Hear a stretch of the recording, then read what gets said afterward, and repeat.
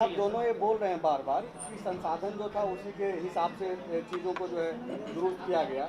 ये गोली चलाने की नौबत क्यों आन पड़ी और ये जो सीधे जो फायरिंग हुई कहाँ से अनुमति मिला? देखिए बात समझ लीजिए, हम सब एक ट्रेंड फोर्स के पार्ट हैं, हम लोगों का प्रशासन के अंग हैं। हम सब लोगों को एक प्रॉपर ट्रेनिंग दी जाती है, कब कहाँ किस मोड़ पे क्या एक्शन लेना है नहीं लेना है, ये हम लोगों का एक जो सिखाई होती है, जो हम लोग नॉर्म्स होती है, जो अंडरस्टैंडिंग है, जो परिस्थितियों का आकलन है, जो एक थर्ड पर्सन के रूप में नहीं की जाती है। ठीक है, तो इसका एनालिसिस इंटरप्रिटेशन यहाँ पे बैठ के हम नहीं कर सकते हैं।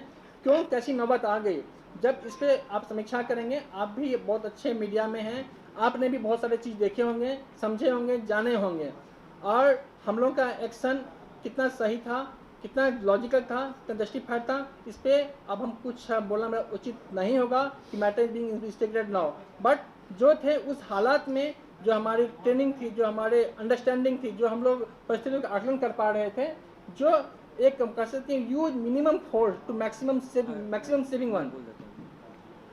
देखिए, इसमें जब भी कोई भीड़ को अनलॉफुल असेंबली डिक्लेयर किया जाता है तो एक एसओपी है, स्टैंडर्ड ऑपरेटिंग प्रोसेस होता है। स्टैंडर्ड ऑपरेटिंग प्रोसीजर के थ्रू जो वहाँ उपलब्ध मजिस्ट्रेट रहते हैं और पुलिस का आकलन के बाद जो भीड़ में जो उपद्रवी होते हैं, तो शांति व्यवस्था को काम करने के लिए एक एसओपी है, वो एसओपी को फॉलो किया जाता है। And air firing is the last resort to control and neutralise the disturbance and public order को इस्टेब्लिश करने के लिए ये आवश्यक हुआ। तो हम लोगों ने सारे एहतियात बरते, जो एसओपी में जो फॉलो किया जाता है प्रोसेस, उसको फॉलो किया। उसके बाद firing as a last resort हम लोगों को रिसोर्ट करना पड़ा। जो लोग मारे गए, कितने लोग मारे गए, नेक्स्ट क्वेश्चन प्लीज। कितने लोग मारे गए हैं वो बताइए, उनका प्रोफाइल बताइए सर। चूक का था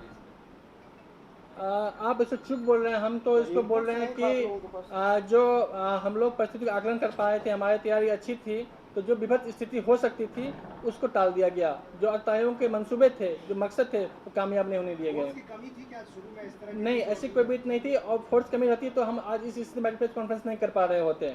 ये हमारी मुख्य व्यवस्थाएं थी, हम लोग अंडरस्टैंडिंग थी, एंटिसिपेशन था, इन्फॉर्मेशन था, उसके आधार पे हम लोगों ने तैयारी की थी। इसलिए हम लोगों ने आज जो हम बैठ के हम लोग बात कर रहे हैं, संभव पाया कि नहीं तो उपद्रवियों की मानसिकता, जो मंसूबे थे, सफल हो जाते हैं।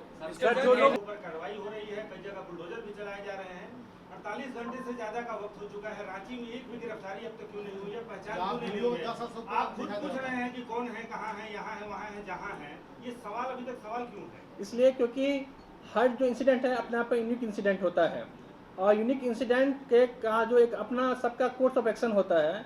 हम यहाँ के जो इंसिडेंट की कंपेयर किसी और जगह से तब तक नहीं कर सकते हैं जब तक कि हम यहाँ अपनी चीज़ों को देखना लें, एविडेंस कलेक्ट नहीं कर लें। क्योंकि मैं जो बोलूँगा एक रिस्पॉन्सिबल पर्सन के रूप में, एक रिस्पॉन्सिबल मीडिया के रूप में बोलूँगा, तो मैं वही बोलूँगा जो मेरे पास फैक्ट होंगे।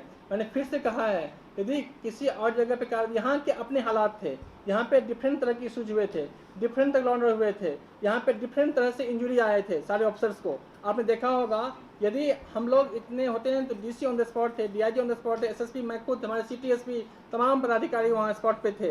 तो हमारे इंसिडेंट अलग थे और के इंसिडेंट से, हमारे हालात अलग थे, हमारी प्राथमिकताएं अलग हैं। बस इन्वेस्टिगेशन में जो मैं आप लोगों को बता चुका हूँ, जो निष्पक्ष इन्वेस्टिगेशन होगा, साक्ष्य आधारित होगा, वो निश्चित रूप से होगा।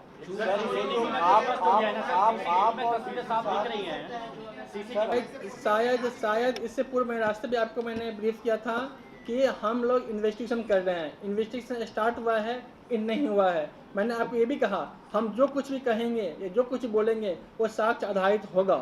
फिर मैं एक चीज़ आप दिया, जो ऑलरेडी बोल चुका हूँ बिना क्वेश्चन आए, कि इन्वेस्टिगेशन में जो लोग भी दोषी पाए जाएंगे, वो कहीं के भी हो, किसी स्वरूप में हो, डायरेक्ट हो, इनडायरेक्ट हो, हम उसको छोड़ेंगे नहीं।